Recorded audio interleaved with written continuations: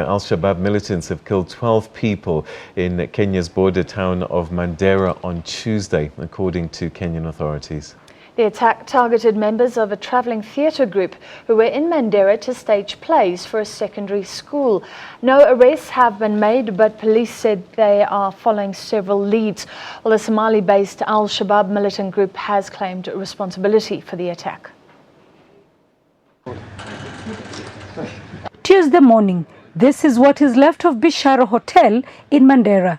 Mounds of rubble and debris, as well as blood-stained personal effects. Authorities in Mandera said the attackers blew up part of the hotel in the border town at dawn. 12 people were killed, while 6 were rescued. From her hospital bed, Veronica Wamboi says she's lucky to be alive. Shot at more than 3 times. Nikarudi nikalaliwa na. By the grace of God, Kenya Defence Forces heard me screaming and they came to my rescue together with my friend. Al-Shabab militants have claimed responsibility for the attack, in which they said they were targeting non-Muslims, according to Reuters news agency. Those killed were members of a travelling theatre group which had arrived in the town the previous night to stage a series of plays for local secondary schools. Administrators in the region expressed concern that the attackers may be embedded in the community. Mandera has suffered several attacks from the militant group, which is fighting to remove the Western-backed Somali administration. Early this month, the group killed 6 people at a quarry site in the same town. Sarah Kimani, SABC News, Kenya. Well, for an update on that particular story, we're now joined live by our correspondent in Kenya, Sarah Kimani. Sarah, thank you very much indeed for joining us. What's been happening since? I mean, this story happened at the crack of dawn this morning, I believe. What kind of details have started to come through during the course of the day? Good evening, Peter, and thank you for having me. Now, what we know now is that the Minister for Interior, Joseph Nkaiseri, toured Mandera early in the morning, hours after the attack. And what has been happening in Mandera is that the military has been combing the area, following several leads and trying to see if indeed they can be able to arrest or get hold of any of those believed to have carried the attack. There's also been members of the Kenya Red Cross Society combing through the rubble that you have seen there on television, trying to see if there are any survivors or if there are any remains of people who may have spent the night at that guest house. We also know that most of those who were killed, in fact, the 11 people who were killed were members of a traveling theatre group who had come from Nairobi to perform in secondary schools in Mandera ahead of the Kenya Certificate of Secondary Education, which is underway now, and they were going to perform plays from literature books that students in Kenya are studying, and they had spent the night there hoping to begin performances today morning, but that was not to be because we understand that the attackers struck at about somewhere between 2:30 and 3 a.m., and they brought down part of the building.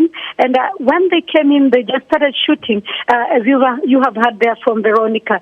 Now, police said they have not arrested anybody yet, but they say they're following several leads. I suppose that being on the border with Somalia is what makes Mandera particularly vulnerable to attacks by Al-Shabaab.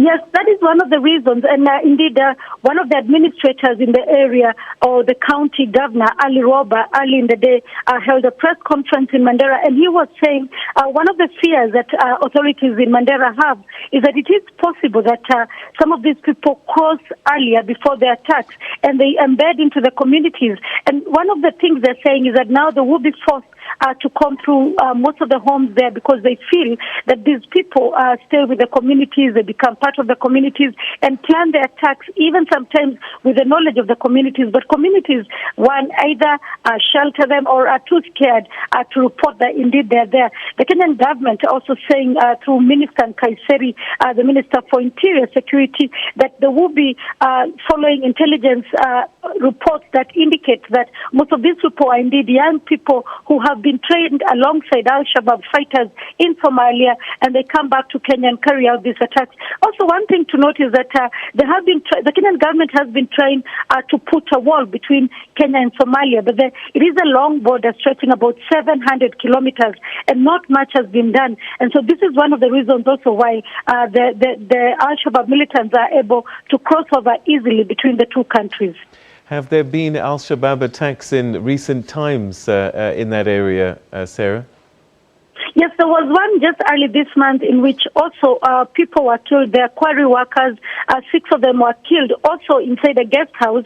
And one of the things that Al-Shabaab militants have said when they're claiming responsibilities for the attacks is that they're targeting non-Muslims and people who are not originally from Mandera County. And so most of the people are usually people who have come as teachers. Remember, just last year, towards the end of last year, there was an attack in a bus in Mandera as teachers were breaking for the December holidays, and about 40 of them were killed.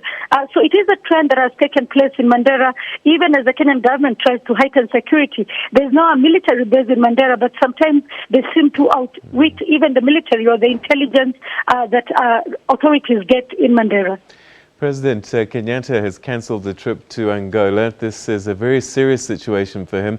What has he been saying during the course of the day? Well, we expect that he's going to be holding a security meeting because Mandera has actually been one of the areas that has continued to have consistent attacks, even though the rest of the country now seems to have been able to contain these attacks. Take, for example, in Nairobi and Garissa, where the most recent attack where more than 60 university students were killed. Those areas now seem a little quiet, but it seems that Mandera is the problem. And so probably President Kenyatta will be holding a meeting tomorrow, a security meeting, to see what can be done to secure Mandera, because it is becoming indeed a problem. And, taking back the gains that Kenya has made in the fight against terrorism and in the fight against Al-Shabaab militants. All right, Sarah, finally, perhaps just remind us once again why Kenya is caught up in this terrorist attack by Al-Shabaab fighters.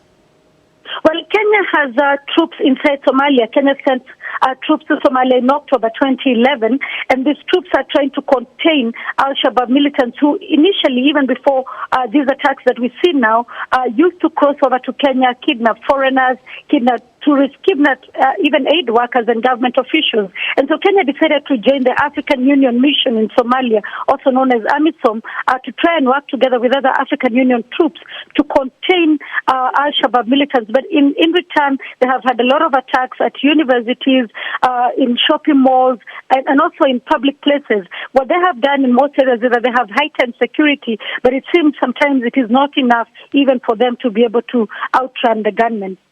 All right, Sarah Kimani, we're going to leave it there for the time being. That was Sarah Kimani giving us an update of 12 people killed, mainly theatre performers in Mandera, which is the northeastern border town with Somalia, killed by Al-Shabaab. They've claimed responsibility. 6 people were rescued, but another horrific incident with Al-Shabaab facing Kenyans at this time. Francis?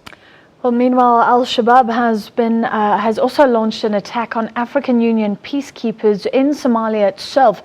The attack targeted soldiers from Kenya, Djibouti, Uganda, Ethiopia, as well as other African nations. Meanwhile, in Somalia, Al-Shabaab militants claim